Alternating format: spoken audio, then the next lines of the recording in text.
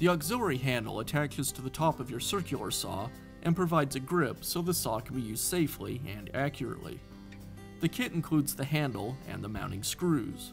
The auxiliary handle can break, either from fatigue over time or by accident, such as dropping the saw or something falling on it. Replacing the auxiliary handle is a repair that you can do yourself, and I'm going to show you how. The auxiliary handle is secured to your saw with 4 screws, and I'll begin by removing them.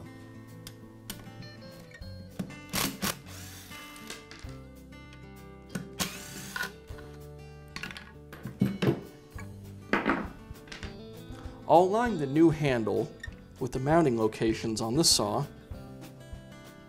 and secure it with the screws. The kit comes with new screws that already have Loctite applied.